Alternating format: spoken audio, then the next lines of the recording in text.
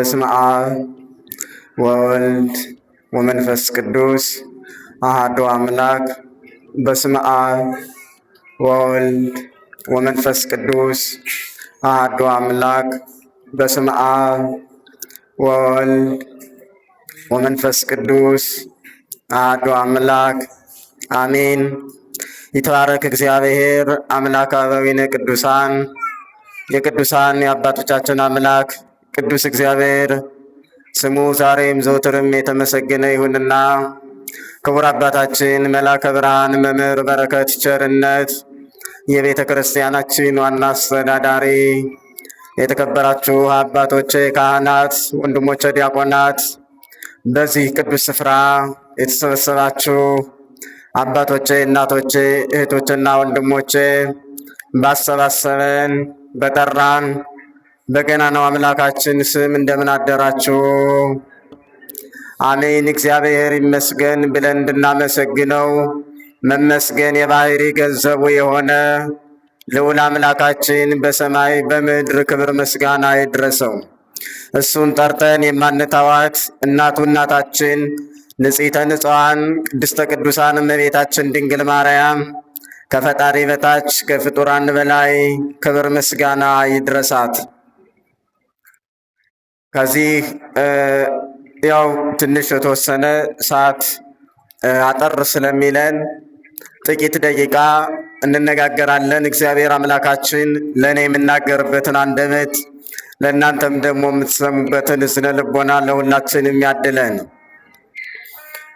ንፍሑ ቀርነ በዕለተ ሰርክ በእምርት ዕለት በዓልነ ነያ እስመ ስርዓቱ ለእስራኤል ውእቱ። በበዓላችን ቀን በመባቻ ቀን በታወቀችው በዓላችን ቀን መለከትን ንፉ። መዝሙረ ዳዊት መዝሙር 80 ከቁጥር 3 ላይ ስንመለከት ይህንን ኃይለ ቃል እናገኘዋለን። በመዝሙር 80 ቁጥር 3 ላይ ስናነብ ኃይለ ቃሉን እናገኘዋለን። ቃሉን የተናገረው ከዳዊት አገልጋዮች መካከል አሳፍ የተባለ የቅዱስ ዳዊት ደራሲ ሲሆን የተናገረበት መሰረታዊ ዓላማ የታወቀች ዕለት የሚል መሰረታዊ መነሻ ይዘው ነው። የታወቀች ዕለት የምትባለዋ ብዙ ጊዜ ቤተ ክርስቲያናችን ሊቁም አቅንቶ ቅዱስ ያሬድ እንደሚናገረው አብርሃም እምርት ዕለት አብርሃም አብ ዘተመነያ፣ የታወቀች ዕለት አብርሃም የተመኛት ሊያያት የወደዳት ዕለት እያለ ያሬድ ይናገርላታል። ብዙ ጊዜ በዚህ በመጻሕፍት ስንመለከት ብዙ አባቶቻችን ይችን ዕለት ይቺ አብርሃም ሊያያት የወደዳትን ዕለት ብዙ ሰዎች ለማየት እንደፈለጉ እንመለከታለን፣ እንሰማለን። ይችን ዕለት ነቢያት ለማየት ሞክረው ሳያዩት ቀርተዋል። ይችን ዕለት በዚያው ዘመን የነበሩ አበው በዘመነ አበው የነበሩ አባቶቻችን ሊያዩት ፈልገው ሳያዩት ቀርተዋል። ይቺ የታወቀች ዕለት የመራቻት ማላ ብዙ መግቢያዎች የዕለታት መግቢያዎች ከዕለተ እሑድ ጀምሮ መግቢያ ያለው ሲሆን ሁሉንም መግቢያዎች ግን አይደለም። ከ5500 ዘመን መካከል አንዷን ዕለት ግን መላ ዓለም ለማየት ይፈልግ ነበረ። ቅዱስ ዳዊት የአብርሃምን ምኞት እንዲህ ብሎ ነው የተናገረው። በእምርት ዕለት በዓልነ ነያ፣ በታወቀች ዕለት ነው በዓላችን ነው አለ። በታወቀች ዕለት ብሎ የተናገረለት አብርሃምን ነው። አብርሃም ጎልቶ በልጅ ዘመን ከበጎ ተግባራቱ የተነሳ ከመስጠቱ የተነሳ ከበጎ እግዚአብሔርነቱ የተነሳ ያችን ዕለት ይመኛት ነበር። በጣም ብዙዎቹንም እንኳን ምግብ አይበላ ስለነበር ይህን ዕለት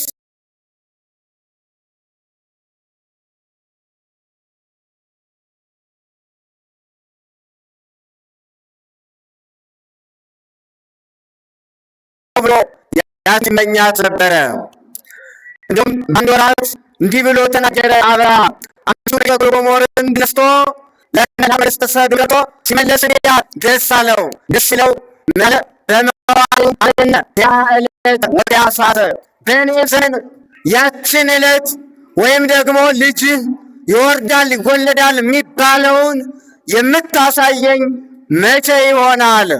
አኮ ዘትሬይ ከያዕለተ ወያሳተ ያችን ዕለት አሁን አንተ አታያትም።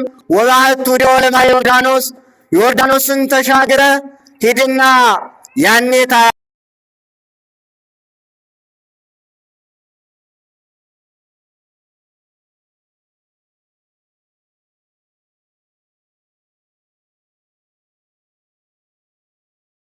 ታያታለህ አለው። እኔ ጋር ናችሁ ምዕመናን ናችሁ? እኔ ዞር ሳልን እናንተ ዞር ስትሉ ፈራው ሄዳችሁ ብዬ አላችሁ። እግዚአብሔር መንፈስ ቅዱስ ከሁላችን ጋር ይሁን። ሊያይ ተመኘ። ሂድ ዮርዳኖስን ተሻግረህ ወባሕቱ ያርአየከ መልከ ጼዴቅ መልከ ጼዴቅ ያሳይሃል ተባለ። አብርሃም ሄደ። መልከ ጼዴቅም እንዲህ አይነት ሰው ይመጣልና አለው እግዚአብሔር ህብስተ አኮቴት ጽዋ በረከት ይዘህ ቆየው አለው። አብርሃም አምሃ ይዞ ዮርዳኖስን ተሻግሮ ከመልከ ጼዴቅ ሄደ። መልከ ጼዴቅም ህብስተ አኮቴት ጽዋ በረከት ያስታኩት የነበረ በስንዴና በወይን ነበረና ለአብርሃም መገበው።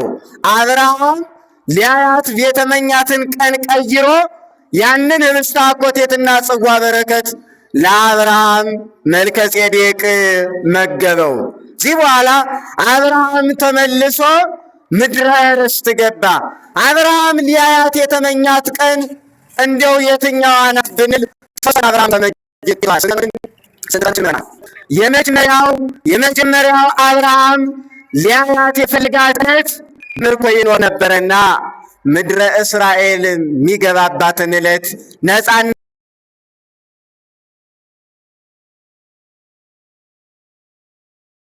በነፃነት የሚያወራባትን በነፃነት የሚወጣባትን የሚገባባትን ያችን ዕለት ይመኝ ነበረ። አብርሃም የነፃነቱን ቀን ይመኝ ነበረ። ምዕመናን የምኑን ቀን አልኳችሁ? መድኃኔዓለም የነፃነታችንን ቀን ይግለጽልን። ብዙ የታሰርንባቸው ጉዳዮች አሉ። የሆነ ዕለት ይፈታዋል ብለን የምናስበው፣ የሆነ ቀን ይፈታል ብለን የምናስበው፣ የሆነ ቀን እንደ አብርሃም ለእኛም እግዚአብሔር ከምንፈልገው ያደርሰናል ብለን የምንመኘው ቀን አለና እሱን ቀን ይስጠን። አብርሃም ሊያያት የፈለጋት ቀን ምድረ ርስት መግባት ነው። ዛቲ ዕለት ብሎ የተናገረላት እምርት የተባለች በብዙዎች ዘንድ የምትነገር ያችን ቀን አብርሃም ሊያያት ተመኘ።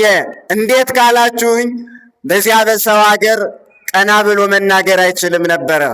በሰው ሀገር ባለቤቱን አንዳንድ ጊዜ ይቀሙት ነበረ። ታውቃላችሁ ታሪኩን። በሰው ሀገር ብዙ ተግዳሮቶች ገጥመውታል።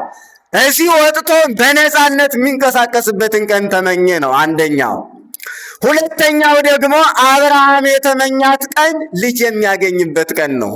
ምን አልኳችሁ?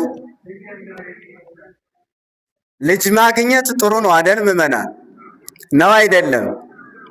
በጣም ጥሩ ነው ልጅ ማግኘት። ልጅ ማጣት ነው እንጂ ክፉ ነገር። ልጅ ማግኘት ጥሩ ነው። ልጅ ላጣ ደግሞ ልጅ ማግኘት በጣም ትልቅ ደስታው ነው። አብርሃም ሚስቱ ሳራ ሚወዳት ሳራ እመቤት የሚላት ግን ደግሞ እስከ እኔ ከመቼ ጋር ትቆያለህ? እባክህን ጣና ውለድ የምትለው ሴቶች እንዲህ ትላላችሁ እናቶቻችን። ባሌ እንደውም የሆነ መካን ብትሆኑ በቃ ባይሆን እኔ እንዲሆኝ ብቀር እባክህን የሆነች ሴት አምጣና እንድውለድና በቃ እኔ እናንተ እንቀጥላለን ትላላችሁ አትሉም? ትላላችሁ አትሉም? ወጥቶ ማምሸት ከጀመረ አሃ ሚሄድበት አለው ማለት ነው። ጠርጥር መባባል ይጀመራል ማለት ነው።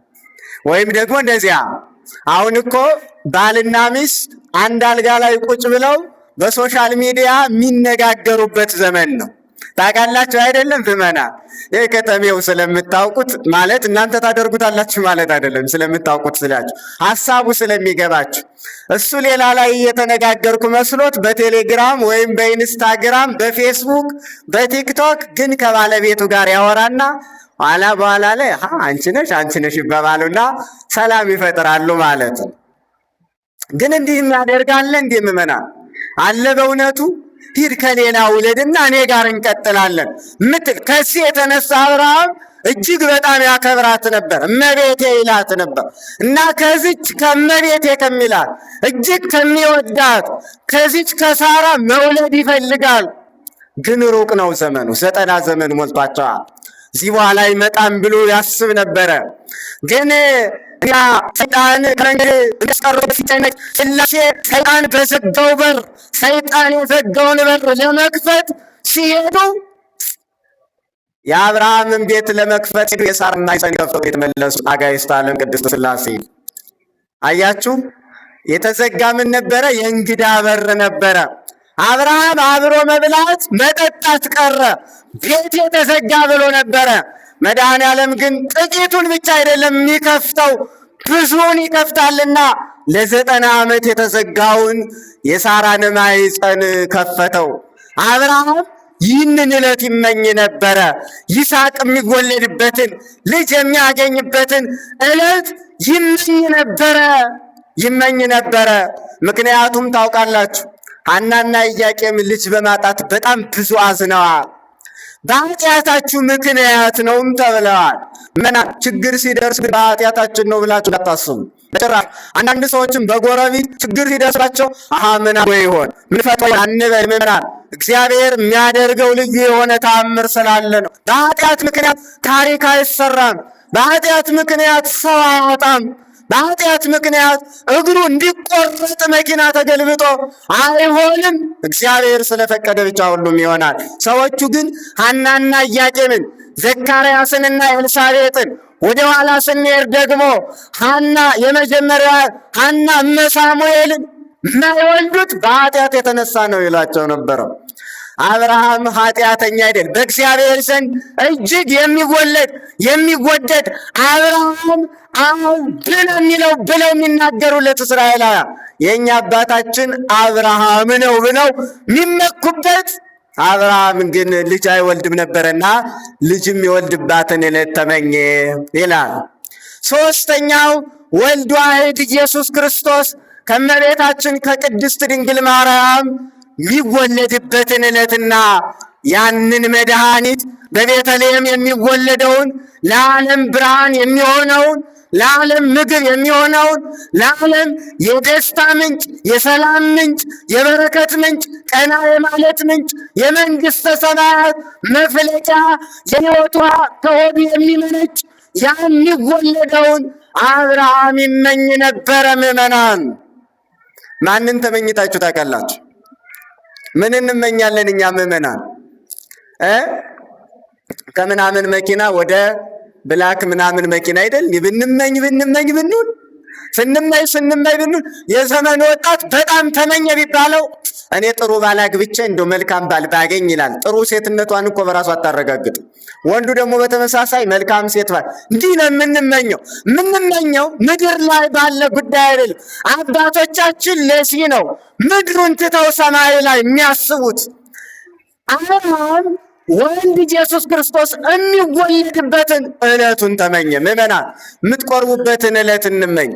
ስጋና ደሙ ተሰብስበን የመድኃኔዓለምን ቀራንዮ አደባባይ ላይ የፈሰሰውን ያንን ደሙን ቀራንዮ አደባባይ ላይ የተቆረሰውን ስጋውን ሁላችንም ነጭ ልብስ ለብሰን አምሮብን ተውቦብን እኒህ ክርስቲያኖች ዛሬስ እፎይ ያሉ ደስታ አገኙ የሚባልበትን ተሰብስበን በጋራ የምንቆርብበትን ዕለት እንመኝ። መድኃኔዓለም ይህንን እንድናደርግ እሱ ይርዳን።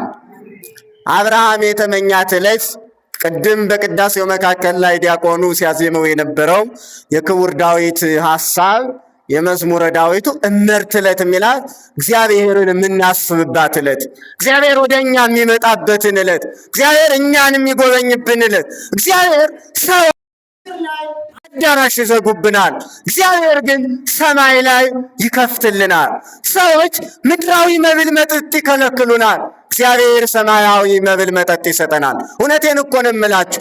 ሰዎች ምድራዊ አካላት የሚሸፍን ልብስ ይነፍጉናል፣ እግዚአብሔር ግን ራቆቱን ሆኖ እኛንስ በሰማያዊ ጸጋ ያለብሰናል። ለዚህ እኮ ነው አቡነ ገብረ መንፈስ ቅዱስ ሲነገር በገድላቸው ላይ ስናነብ አባታችን ልብስ የማይለብሱም ሆነው ነው አይ ኋላ ራቆቴን ከመሆን አሁን ራቆቴን ልሁን ብዬ ነው ሲሉ ምን እንዳደረገላቸው ታውቃላችሁ? የጸጉር ልብስ ለበሳቸው ሲውል ከመቀጽ ያላሉ ምኑን ስለ ምድር ርቃኔን ከመቆም ሲሉ ርቃኔንና እግዚአብሔር ምድር ላይ ህሊና ስንነሳ ምድር ላይ እረፍት እንዳያገኝ ህሊናችን ስንደረግ እግዚአብሔር በሰማይ ቦግ ያለ እረፍት ይሰጠናል። ምድር ላይ በደንብ እንድንንቀሳቀስ እንድንሸናጠቅ ህሊናችንን የሚሸነቁር ነገር የትናንትና ታሪካችንን የትናንትና ማንነታችንን እያነሳሱ ዛሬ ላይ እንዳንራመድ፣ እንዳናስቀድስ፣ እንዳንጸልይ፣ እንዳንሰጥ፣ እንዳንታይ ሲያደርጉን መድኃኔዓለም ኢየሱስ ክርስቶስ ከፍ ያደርገናል። ያን ዕለት መድኃኔዓለም ይስጠን። አበዛውባችሁ።